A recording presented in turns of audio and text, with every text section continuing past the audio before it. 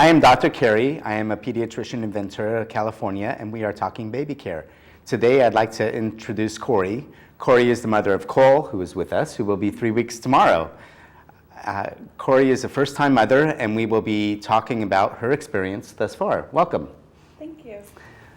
So first baby, that must have been very excited when you found out. How far along in the pregnancy were you when you found out? 4 weeks. 4 weeks, really, really early. Yeah. Wow, that gave you plenty of time to prepare. Yes. And then you had to go through the process of picking an obstetrician. Who did you ask for all of that? Well, I had to get insurance first, and then from there I went to get my obstetrician. Okay. So, yes. Very, very good. And we had 4 weeks. This means 8 months of carrying the baby and worrying and preparing. What kind of preparation did you do? What were you most concerned about when your baby was born? Well, I was most concerned about dropping him. That was one thing. I did a lot of preparation.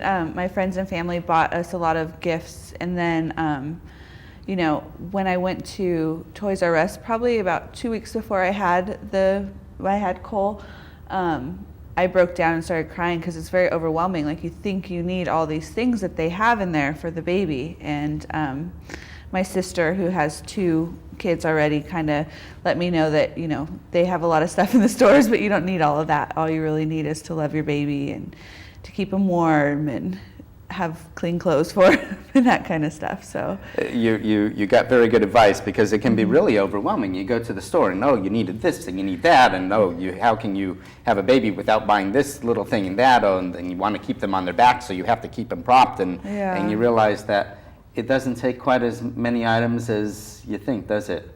No, not. I've learned that in this 3 weeks. All he really needs is me and some warm blankets. That's it. Some warm blankets and a clean diaper. Yep. That always helps. Yeah. And you're breastfeeding. Yes. So wonderful. That eliminated a whole bunch of supplies that you might need otherwise. Yeah, a lot of work too. I'm glad I didn't have to do that. I think new parents always are worried about dropping their baby. I think that's a really big concern of theirs. And I also find that new parents are very concerned, thinking that babies are very, very fragile. And I'm imagining that you've learned a little bit different as time has gone on. Yeah, he's a pretty tough guy. I think, yeah. You can move him around, and he's not going to, pieces don't come off that easily. No. That's a good thing, isn't it? Yes. Very good. Did you have a lot of difficulty breastfeeding at first?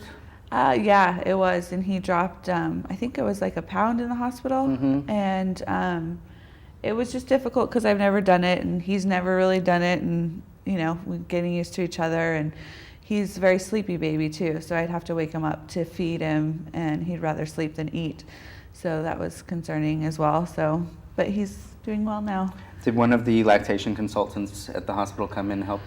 Yes. How was that? Was that a helpful experience? Yeah, it was okay. Did you find most of it you learned on your own from trial and error? Yes. And that often is the case, that no matter what anyone says, you really need to figure out, okay, how is my baby comfortable? What's going on with that? And how are things? So your sister gave you your primary advice. Yeah. Who else did you turn to for advice? My mom. Yeah. And did people give you some advice that was just really off the wall? No, I mean, everybody wants to give you advice, even if you don't ask for it. They just kind of tell you things. And I just take what I can and leave the rest. You know, I think I'm learning mainly, or we're learning together on what to do. Every day is different. So, you know, I think advice is good, but every baby is different. So if, you know, I was a certain way when my mom had me, doesn't mean he's going to be the same way. And he's just the best baby ever, I think. Perfect. Advice can certainly come from all over the place, and when it's sort of nice that you've limited it and didn't get tons, because the more you get, the more you realize that you're going to get conflicting views, and that can be very frustrating. And sometimes the best thing to do is to really limit your advice from other people. Did you take an expectant parent class? No, I didn't. What happened there? Was it something that was on your plan, or did you decide that you would just not take one? No, we were gonna take one, but I was working up until my water broke because Cole was a little early. So I was gonna do it the week before he was due, and since he was 2 weeks early, I didn't get around to it. I put everything off to the last minute.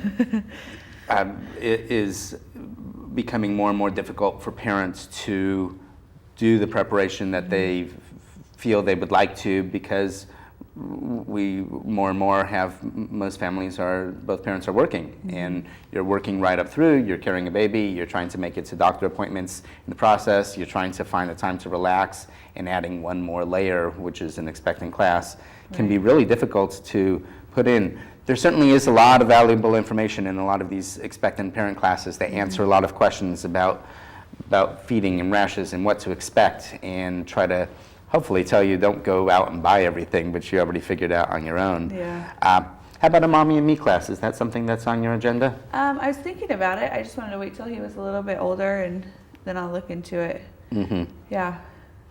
So your baby's born. What was your, other than needing some sleep, and you must have been exhausted, and we had a C-section here too. Right. So that was an experience that must have been uncomfortable. What was your biggest concern the first night? Well, the first night that I was home, Sure. just basically being able to be mobile with him in bed, like being able to feed him sitting up on my own, because I didn't have the hospital bed anymore where I could like make myself sit up, and you know, my stomach muscles weren't fully there yet. And that was just about it. You know, my husband helped me. He would like reach up his hand and I'd pull up, and it worked out. But in walking around with him too, because I wasn't very strong, so those were concerns of mine, physically being able to care for him. So. And when did he get his first bath at home?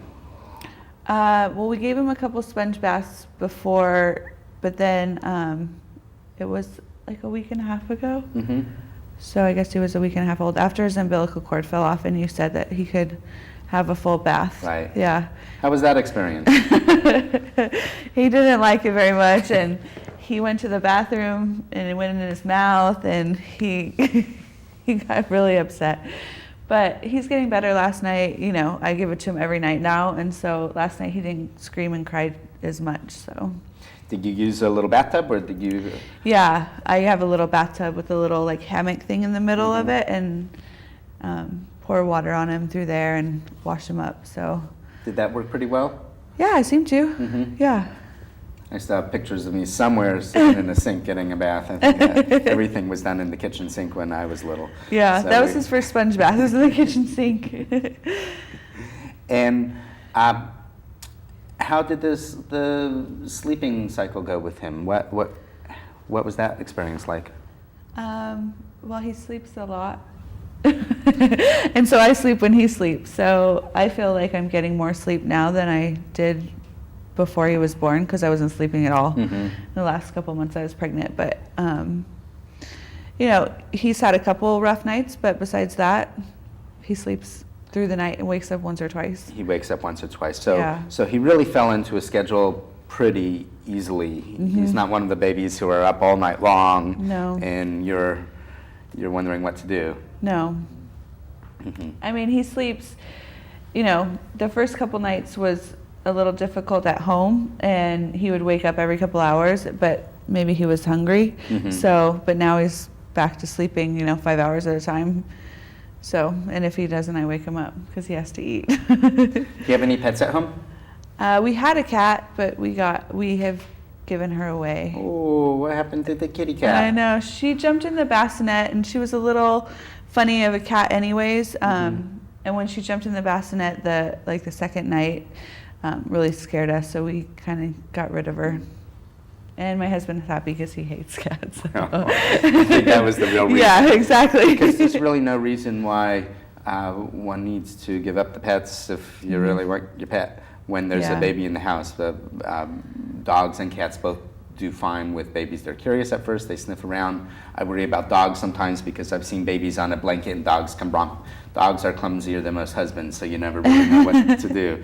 So one just has to be a little more mindful, but certainly at some point pet can be integrated or reintegrated into a house without any problems. Okay. But they do get jealous at times. Yeah. And cats are notorious for getting jealous. And had one cat got very upset when the baby was born and went over to Dad's laptop computer and peed on it. That wasn't the best. So I can understand why your husband is saying, "Oh my, that isn't exactly what I want." Have you gone outside much with your baby? Oh yeah, every day. Ever since you said we could go outside, we go for a walk, or we go to the store, or we do lunch with somebody. So he's really great outside. And like yesterday, we didn't go out for a while, and he got fussy because we weren't outside. And then we went for a walk, and he was great. Like, he just wants to get out. And it's really important to realize that you don't have to be trapped at home just because you have a baby. You bundle up, you go on out. You have to watch out for people who are around. You don't want strangers or kids or children, especially in their face, coughing and sneezing on them. That's how they're going to get sick. But there's really no reason why, unless the weather is, snowing outside or really blazing hot, why you cannot go out and do other things. And what was the most helpful item that you got at the baby shower? I don't know. The car seat. The car seat's certainly essential this day and age. Yeah. And who helped secure it properly? Because that's an art in itself, isn't it? Oh, my husband did that, yeah. He got it all set, because they certainly check that. And I think this day and age, they even check the hospital on discharge, come down, make sure that the car seat is installed right. And I believe in our area, even the police department, if I'm not mistaken, will check and have help make sure that the car seat is right. There are a few different areas one can, in this day and age, it's not too hard to find someone who can make sure that it's secured properly, because it's not such a straightforward process anymore. It's not like when we used to pile in the back of the car and be all over the place driving mom and dad crazy. So it's a lot easier. Well, it certainly sounds like you avoided a lot of the hassles of overbuying and overdoing things, and everything has been really smooth. So I think that's. Oh, we're starting to wake up. I think Cole has had his fair share, but thank you for coming. Thank you for having us. I thank Corey for joining me in discussing her experience as a first-time mom. I am Dr. Carey, and I thank you for watching. For more baby care education and to sign up for our newsletter, please visit us at drcarey's.com, where at Dr. Carey's we teach baby care. Breathe in, breathe out. Breathe in, breathe out. Okay. Let me see your ears.